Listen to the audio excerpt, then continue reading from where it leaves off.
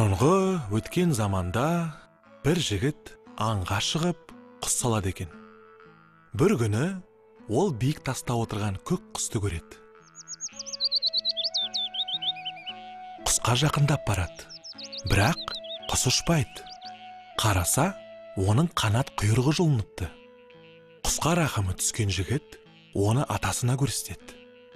Атасы: «Балам, бұл құсты 15 күн бақ, сосын ұшырып жібер» дейді. Жігіт құсты 15 күн бағады. Осы күндер ішінде оның құйрығы, қанаты өсіп жетіледі. Жігіт 15-ші күні құсты ұшырып жібереді. «Маған жасаған жақсылығың үшін рахмет. Егер басыңа бір қиыншылық түссе, мені тауып аларсың» деп, көк құс көкке көтеріліп, көзден ғайып болады. Біраз уақыт өткенде жігіттің атасы да, анасы да өмірден озады. Малдан, бақтан айырылып, киюге киім, ішуге тамақ таппай қалады. Сөйтіп, баяғы көк құсты іздеуге мәжбүр болады. Бірнеше күн өткенде алдынан бір жолаушы кездесіп, жігіттен жөн сұрайды. Сонда жігіт: «Көк құс деген досым бар еді. Малдан, бақтан айырылып, досымнан көмек сұрайын деп бара жатырмын» дейді. Көк құстың ауылы алыс емес. Оның үйіне барғанда үлкен сандыққа салынған қобдишасын сұра. Соны алсаң, бақытты да, бай да боларсың дейді жолаушы. Жігіт жолаушыға алғысын айтып, әрі қарай жүріп кетеді. Ертеңіне жігіт досының ауылына жетеді. Көк құс іздеп келген досын сыйлап күтеді. Киіндіріп, тойындырады. Жігіт досының үйінде біраз уақыт болады. Қайтатын мезгіл жеткенде: «Алыс жерден арып талып келген екенсің. Не бұйымтайым бар достым?» деп сұрайды көк құс. «Мен сенен мал да, жан да сұрамайым. Тек қана үлкен сандығының ішіндегі қобдишанды берсең болды» дейді жігіт. «Қимас досым едің, берейін. Бірақ қобдишаны үйіңе жеткенше ашпа» деп көк құс досымен қоштасады. Еліне қайтып бара жатқан жігіт қобдишаның ішінде не бар екен деп ойлайды. Шыдамы таусылған ол қобдишаны ашады. Сол кезде ішінен пыр етіп екі кептер ұшып кетеді. Жігіт қуып жүріп біреуін ұстап алады. Екіншісін ұстай бергенде алдынан бөрі шығып шап береді. Сонда жігіт бөріге жалынып: «Досымнан сұрап алып келе жатыр едім. Кептерімді өзіме қайтарып бер» дейді. «Кептеріңді өзіңе қайтарып берер болсам, бір жылдан кейін өзіңді жеймін» дейді бөрі.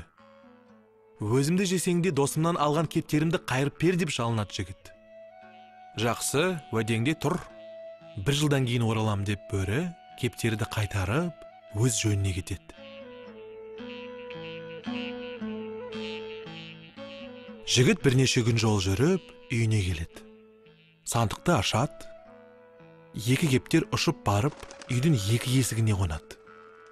Сәлден соң үйдің іші құлпырып, өзінен өзі неше түрлі тағамдар пайда болады.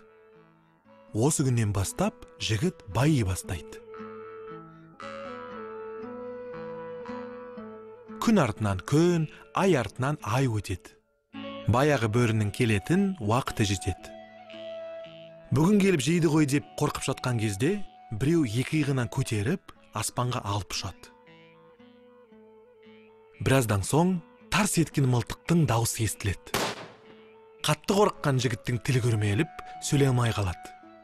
Бір уақытта есін жиып, көзін ашып қараса, алдында баяғы көк құс отыр. «Досым бола тұрып, мен неге қорқыттың?» дейді жігіт. Сонда құс: «Достым, мен сені қорқытайын деген жоқпын, достық жасадым» деп әңгімесін бастайды. «Жолда кездескен бөрі менің сиқыршы ағам.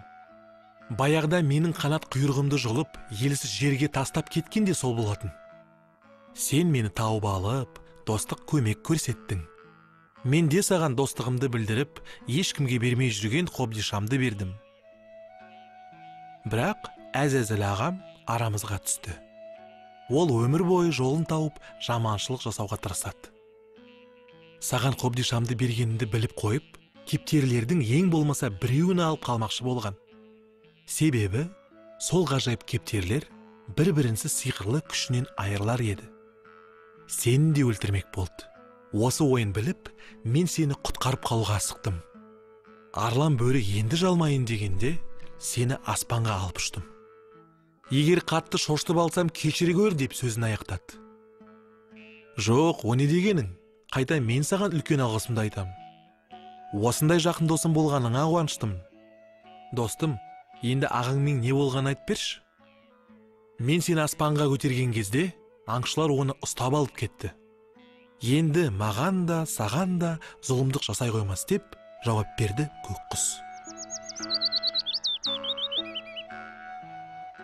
Осы күннен бастап, екі дос бақытты ғұмыр кешіпті. Көмек керек болса, әр қашанда бір-бірінің қасынан табылады екен балалар.